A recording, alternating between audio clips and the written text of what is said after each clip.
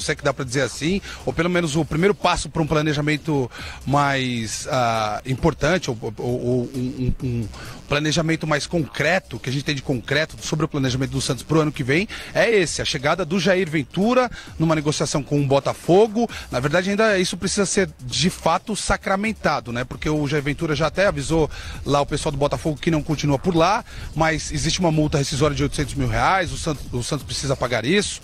Enfim, Gustavo Vieira, que é o diretor executivo de futebol do Santos, assumiu o cargo na semana passada. Então, o processo do Santos, ele começa, o processo de contratações, de busca por reforços, começa depois dos grandes rivais paulistas. E aí os nomes que podem chegar ao Santos tem que passar, obviamente, pelo comandante, passar pelo crivo do Jair Ventura, que ainda não foi oficializado assim pelo Santos. Pode acontecer até agora, nos próximos minutos, nas próximas horas ou nos próximos dias. Mas, primeiramente, o Jair Ventura precisa ser oficializado e ele precisa ser consultado sobre reforços. O que a gente sabe é que existem essas negociações, essas conversas, dependendo de como elas andarem. O Vitor Ferraz pode ir para o São Paulo, o Santos pode ganhar o Hudson como contrapartida, e aí, como o Ribeirão bem salientou, o Daniel Guedes seria o titular da lateral direita do Santos, o Hudson poderia jogar ali no meio campo no lugar do Alisson, ou eventualmente quando o Renato precisar ser preservado, o Renato que já tem 38 anos de idade, volante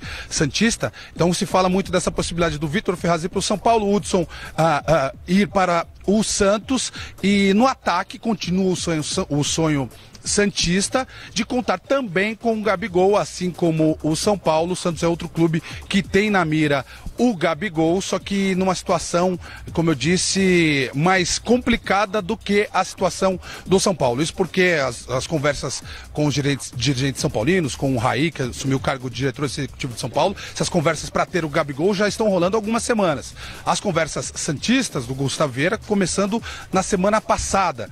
Enfim, o torcedor santista sonha com isso. O Gabigol, como a gente está falando de adaptação aqui, a adaptação do Gabigol para o futebol brasileiro seria mais fácil, para o São Paulo seria mais fácil, para a Vila Belmiro, jogando no Peixe, seria ainda mais fácil. Ele já conhece todo mundo por lá, mas volta aquela situação crucial, aquela questão crucial, que é a questão dos valores, né? A Inter paga um bom salário, um salário mais do que gordo para o Gabigol por mês. Nenhum clube brasileiro é capaz de pagar isso. Então, São Paulo, Santos, qualquer clube, se fala até do Flamengo interessado também no Gabigol, qualquer clube que vá de fato contar com o Gabigol a partir de 2018, ele vai ter que convencer o time italiano, convencer a Inter de Milão a pagar mais da metade do salário para emprestar o jogador aqui por 1 ou 2 temporadas, acho que 1 temporada no máximo seria o caso, e aí o clube brasileiro pagando a menor parte do salário. Portanto, negociação muito difícil, complicada, e nesse momento eu diria para vocês que seria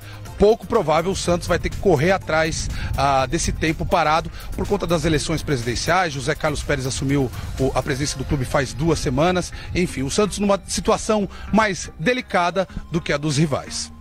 Aí o Gabigol tá bem, né? A situação do Santos é complicada, o jogador muito mais, né? Vai jogar onde? Já não fica lá no Benfica. Voltar pra Inter, nenhuma chance. Aí fica nessa situação, Santos, São Paulo, ninguém tem dinheiro. Complicada a situação dele também. Eu acho complicado. O Gabigol tem seu talento, tem a sua qualidade, mas nessa passagem dele pela Europa foi frustrante, né? Esse jogador lá no velho continente. Então, se os clubes brasileiros quiserem apostar nele, vão ter que pagar mais do que a gente vê na média, né, de salários aqui do futebol brasileiro. Será que vale a pena? Acho que os clubes têm que pensar muito bem, vendo seus cofres ali, seu caixa, como é que tá, para ver se vale a pena investir num cara que nem a Inter de Milão, que tá brigando pela liderança no campeonato italiano, quer, ou o gigante português Benfica também não quer. Então, será que vale a pena pagar tanto assim pro Gabigol? Tá faltando... É arriscar demais, né? Tá faltando, Bufunfa. Grana. E se ele tivesse que voltar para o Brasil, seria melhor voltar para o Santos, que ele já conhece, surgiu na Vila, ou ele acomodaria mais um pouco? Ou seria melhor um novo desafio, quem sabe, aí no São Paulo ou em algum outro clube? Eu acho que sempre um novo desafio é interessante, né? Ainda mais para um garoto ainda, né? Um jovem que despontou para o futebol faz pouco tempo. A questão é que os novos objetivos que ele teve, que eram grandiosos, você chegar num gigante europeu, numa Inter de Milão, depois passar para o Benfica, esses novos desafios ele não conseguiu superar. Então, talvez o São Paulo fosse um outro grande desafio que ele ia ter que se desdobrar ali, ia ter que mostrar muita personalidade. No Santos, talvez ele chegue já por ser a casa dele, talvez seja um pouco mais simples, né? Mas eu acho que sempre um novo objetivo é mais interessante para um garoto.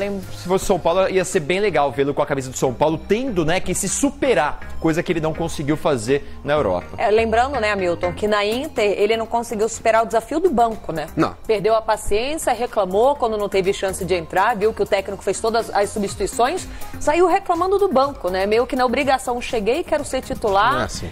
E passaram 3 técnicos, né, pela Inter na primeira temporada dele por lá, e nenhum dos 3 deu tanta oportunidade para ele, né? Então acho que até essas reclamações não pegaram muito bem, não só com esses técnicos, aí, né, mas também com a direção da Inter, que logo já resolveu, né, se desfazer dele emprestando pro Benfica. Vou dar tchau pro André Cavalcante. Vai chovendo?